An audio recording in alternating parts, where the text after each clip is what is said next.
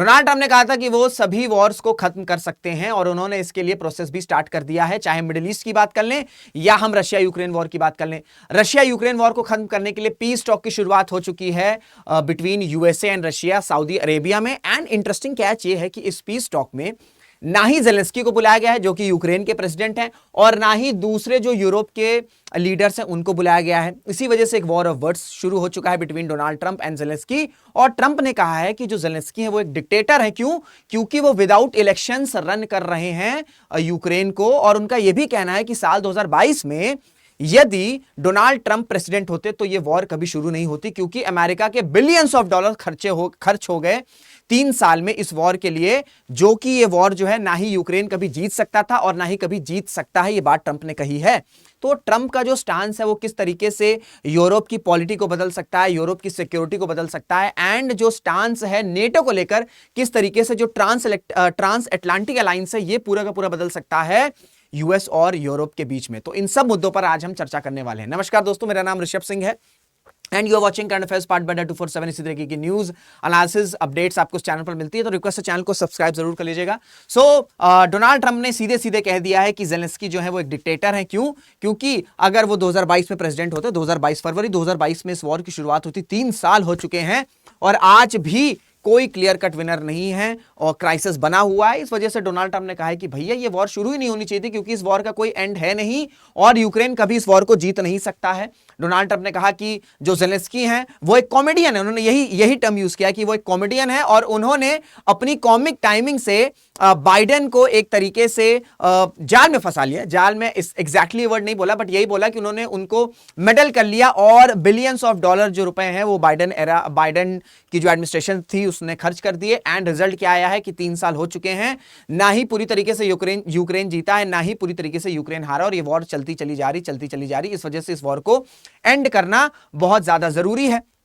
और जिसपे जेलेंस्की ने यह कहा कि जब डोनाल्ड ट्रंप ने कहा कि भैया जो जेलेंस्की वो एक डिक्टेटर हैं, तो इस पर जवाब देते हैं जेलेंस्की। उन्होंने कहा कि जो ट्रंप हैं वो इस वक्त जो पुतिन ने या जो व्लादिमीर पुतिन ने कुछ इंफॉर्मेशन दी है, जो डिस इंफॉर्मेशन का एरा फैलाया हुआ है, उसमें ये फंस चुके हैं। तो वॉर ऑफ वर्ड्स जो है दोनों ही लीडर्स के बीच में शुरू हो चुका है। लेकिन ये जो ट्रंप का स्टेटमेंट आया है डिक्टेटर का कि जेलेंस्की इज अ डिक्टेटर, ये दिखाता है कि यूक्रेन और यूएस में एक रिफ्ट आ चुका है और ये बहुत गंदा रिफ्ट आ चुका है। क्योंकि इससे पहले अगर हम बाइडेन एरा की बात करें, जो बाइडेन की बात करें, तो उन्होंने भर भर के सपोर्ट किया जेलेंस्की को, ठीक है, बिलियंस ऑफ डॉलर खर्चे कर दिए। और ट्रंप का यही कहना है कि ये जो बिलियंस ऑफ डॉलर खर्चा हुआ इसका फायदा क्या हुआ? इसका फायदा कुछ नहीं हुआ और यूक्रेन जो है कभी भी ये वॉर जीतने वाला नहीं है। तो कॉन्टेक्स्ट ये है कि the relations between US president Donald Trump and Ukraine president Zelensky deteriorated this week after the two leaders indulge in a war of words that can potentially derail the efforts to end the Russia-Ukraine war. Obviously बात है आज की date में अगर हम Zelensky की बात करें, हम दूसरे यूरोपियन लीडर्स की बात करें, तो उनका सिंपल पैनिक है या सिंपल कंसर्न ये है कि यार पीस डील साइन होने वाली है, ये पीस डील के जो टर्म्स हैं इसमें आप हमको नहीं इन्वॉल्व कर रहे हो, तो कहीं ये जो पीस डील के टर्म्स हैं कहीं रशिया के व्लादिमीर पुतिन को फेवर ना कर दे। क्योंकि अगर हम बात करें नेटो की, यूरोप की सिक्योरिटी की, तो जब 1945 में वर्ल्ड वॉर खत्म हुआ था ना, तो नेटो की गारंटी थी। इसी वजह से यूरोपियन कंट्रीज ने बहुत ज्यादा अपनी आर्मी पर पैसा खर्चा नहीं किया है और इस वजह से एक पैनिक मचा हुआ है कि आज ट्रंप ये कह रहे हैं कि नेटो में सबसे ज्यादा पैसा जो खर्चा करता है वो यूएस करता है और हम यूरोप की सिक्योरिटी की जिम्मेदारी क्यों लें। और इस वजह से उनका कहना है कि 5% की जो जीडीपी है, 5% ऑफ जीडीपी जो है वो यूरोपियन कंट्रीज को खर्च करना चाहिए अपने डिफेंस में, सो दैट वो अपनी सिक्योरिटी को स्ट्रॉन्ग कर सकें। इस वजह से एक पैनिक मचा हुआ है।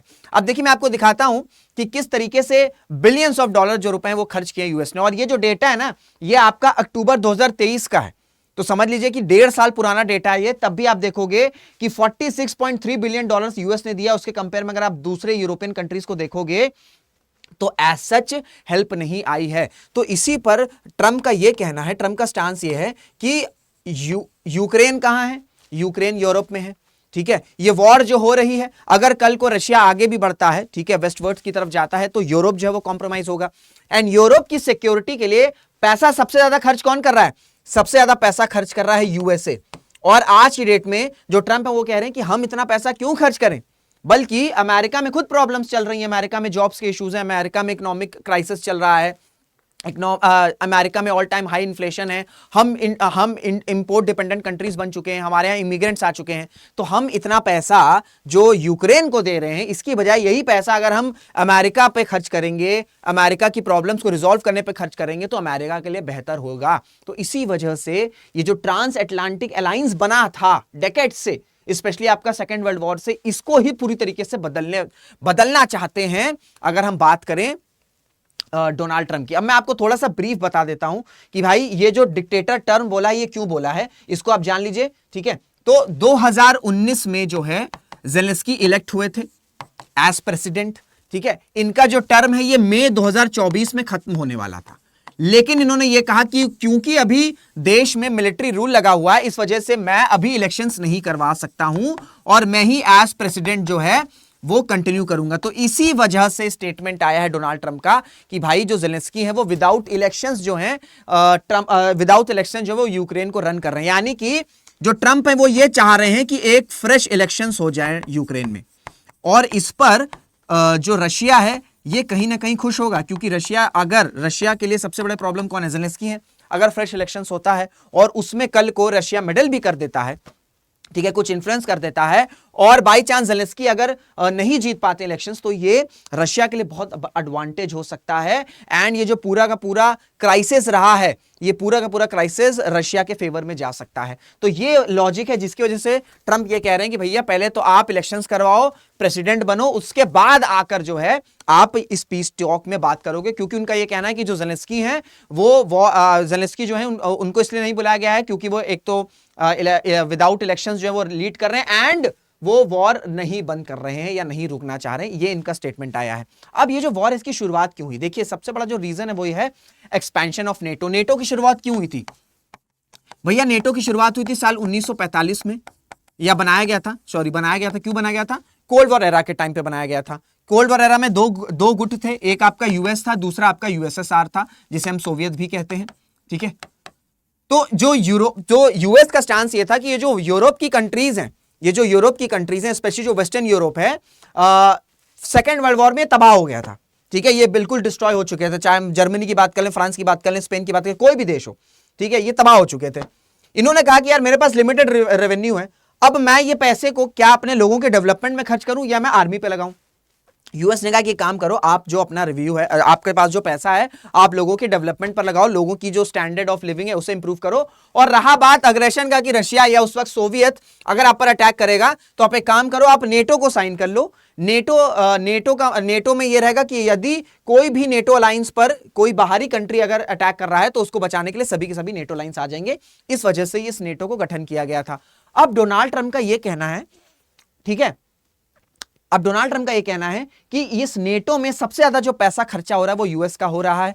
यूरोपियन कंट्रीज जो है उनको सिक्योरिटी भी यूएस प्रोवाइड कर रही है, और इसके बदले क्या हो रहा है कि यूएस का बिलियंस ऑफ डॉलर पैसा जो है वो खर्च हो रहा है, जिसको ट्रंप कह रहे हैं कि एज सच बेनिफिट नहीं हो रहा है अमेरिका को, यूएस को। इस वजह से ये सभी कंट्रीज को ट्रंप कह रहे हैं कि भैया अपना बजट डिफेंस बढ़ाओ, 5% तक खर्चा करो और अपनी सिक्योरिटी को जो है वो खुद से सुनिश्चित करो। एक तरीके से वो इनडायरेक्टली यही कह रहे हैं।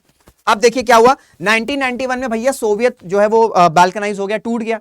तो अगर टूट गया तो नेटो का क्या मतलब था? नेटो का मतलब यह था कि भैया अगर सोवियत जो है अटैक करेगा तो उनको बचाने के लिए नेटो काम आएगा। लेकिन 1991 के बाद भी आप देखोगे कि नेटो का एक्सपेंशन चलता रहा, ईस्टवर्ड जो कंट्रीज जो ईस्टवर्ड है यूरोप में, वहां पर एक्सपेंशन होता रहा। एंड अगर आप देखोगे रशिया की जो बॉर्डरिंग कंट्रीज हैं, फिनलैंड हो, स्वीडन हो, ये सब जो है आपका नेटो मेंबर कंट्रीज हैं। तो इसी वजह से जब बात हुई कि यूक्रेन को ऐड किया जाएगा, ठीक है, यूक्रेन को ऐड किया जाएगा, तो यूक्रेन अगर ऐड हो जाता तो बिल्कुल बॉर्डर पे आ जाता, बिल्कुल बॉर्डर पर नेटो फोर्सेस आ जाती। तो ट्रंप ने कहा उस वक्त 2021-22 के अराउंड कि भैया आप लिख के दो, यूएस को कहा कि आप लिख के दो कि यूक्रेन जो है वो पार्टनर नहीं बनेगा नेटो का। लेकिन इस पर रिटर्न नहीं आया, एंड इसके बाद जो है वो वॉर शुरू हो गया। एंड फिर जो बाइडेन है उनकी भी सोच ये थी, यूएस एडमिनिस्ट्रेशन की सोच ये थी कि हम यूक्रेन को इतना सपोर्ट करेंगे, रशिया को बिल्कुल आइसोलेट कर देंगे, इनकी इकोनॉमी बिल्कुल डिस्ट्रॉय हो जाएगी, एंड छोटा सा जो देश है यूक्रेन वो इतने बड़े देश को हरा देगा।